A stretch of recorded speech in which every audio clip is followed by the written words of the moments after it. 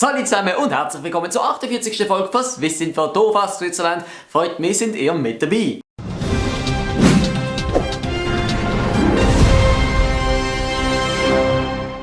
Ich habe bei der letzten Wissen einen ziemlich interessanten psychologischen Effekt beobachten. Ich habe nämlich die ganzen Twitter-Sachen zwischen mir und dem Moderator von SRF Arena, Jonas Breuer, eingeblendet und schwupps, ich glaube, ich habe die grösste Welle an neuen Twitter-Follower bekommen, die ich je hatte. Das heisst, der Lionel hat jetzt gelernt, wenn er die Leute auf das aufmerksam machen möchte, dann muss er es ihnen auch wirklich unter die Nase reiben. Aber ich benutze den gedanklichen Anreiz jetzt gerade, um euch auf ein Bild von mir aufmerksam zu machen, das ich auf Instagram gepostet habe. Es findet am 20. Februar in Basel zusammen mit ganz vielen anderen Schweizer YouTubers statt und ich freue mich jetzt schon richtig drauf, ein paar von euch persönlich kennenlernen zu dürfen. Ich werde vor dem Zuschauertreffen noch einen kleinen Reminder machen, auch hier auf YouTube, aber wenn ihr auf Nummer sicher gehen wollt, dann geht doch auch auf Instagram vorbeischauen. Tja, und wisst ihr was, jetzt fangen wir einfach mal gerade mit einem ziemlich krassen Fehler, der mir persönlich aufgefallen ist. Ich weiss nicht, wie es bei euch ist, aber bei uns in Basel bietet der Coop Pronto momentan so Lösli an, die du bei jedem Kauf bekommst. Das heisst, du kaufst beispielsweise Snickers, gehst an die Kasse, bezahlst und bekommst im Austausch so ein Lösli, das kannst du aufmachen und vielleicht hast du sofort Gewinn drin. Coop bzw. Coop Pronto macht das,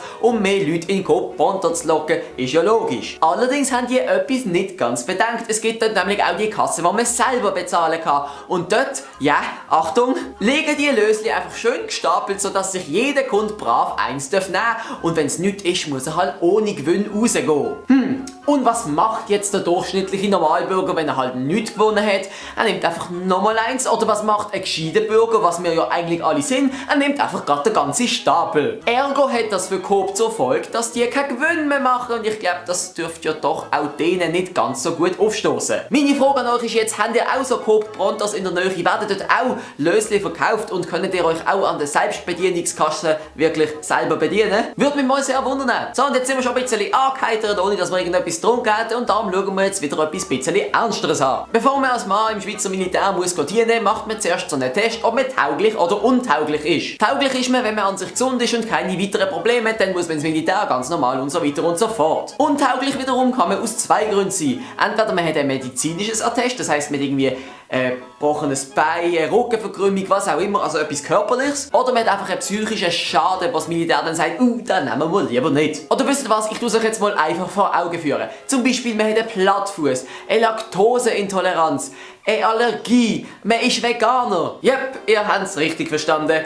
Man ist Veganer. Wenn man nämlich Veganer ist, wird man automatisch nicht zum Militärdienst zugelassen und für untauglich erklärt. Das macht die Veganer in der Schweiz natürlich mega hässig, egal ob sie jetzt Militärdienst leisten wollen oder nicht. Denn eigentlich musst du den Militärdienst nicht leisten, wenn du eine Krankheit hast. Und das heisst, Veganismus wird vom Militär als Krankheit gesehen. Und verständlicherweise laufen jetzt die ganzen Veganer Sturm und fragen sich, warum dürfen wir nicht ins Militär? Warum wird Veganismus, warum wird unsere Essgewohnheit als Krankheit eingestuft? Ich bin zwar kein Veganer, aber ich kann das durchaus verstehen. Ich meine, das ist wie wenn mir jemand sagen würde, du machst YouTube, du bist untauglich, du kranker Mensch.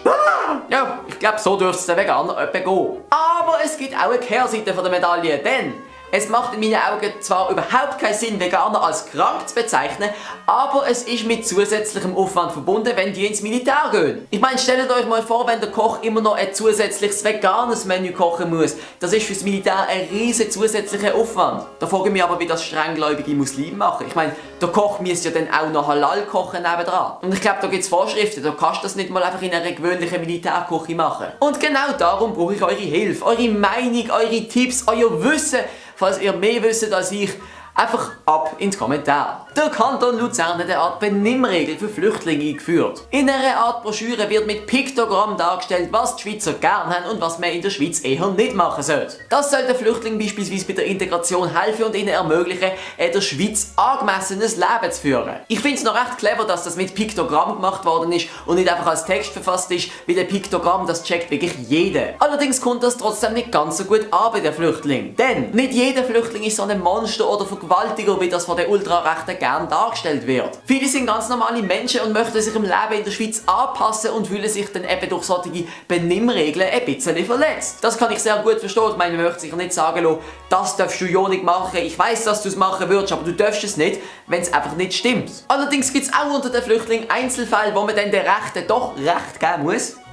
weil das möglicherweise Straftäter sein könnten. Das heisst, aus meiner Sicht ist es das wert, die Beleidigung am Großteil der Flüchtlinge vorzunehmen, das heisst an den normal denkenden Flüchtlingen, damit halt einfach auf sicher gehen werden kann, dass es keine Ausnahmen gibt, die dann trotzdem sich nicht an die Regeln halten. Es ist natürlich nicht gesagt, dass die Ausnahmen, wenn sie das Zeug lesen, sich plötzlich an die Regeln halten. Ich meine, das würde ja dann so aussehen. Da darf ich keine Einbrüche machen. Oh, das habe ich ja gar nicht gewusst. Das wird bei den ganz extremen Fällen wahrscheinlich eher so aussehen.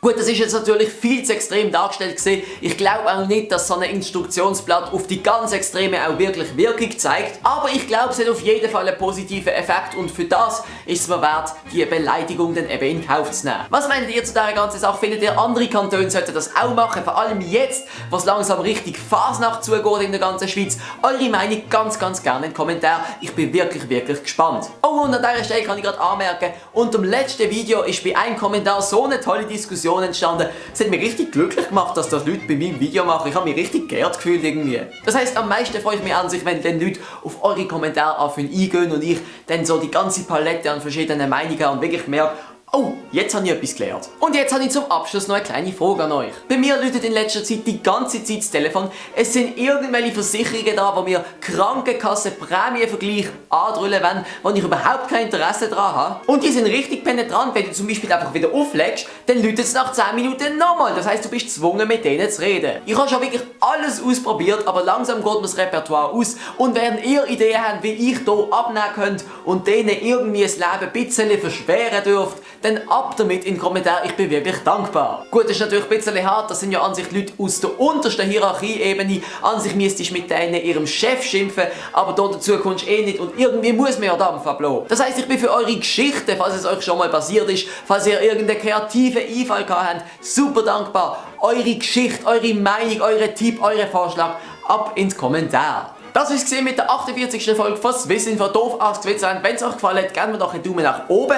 Und in der Videobeschreibung sind natürlich alle Social Medias verlinkt und aber auch ein Kanal, den ich persönlich sehr interessant finde und dem sein Dialekt ich einfach nur feiere. Ich liebe den Dialekt irgendwie, keine Ahnung warum.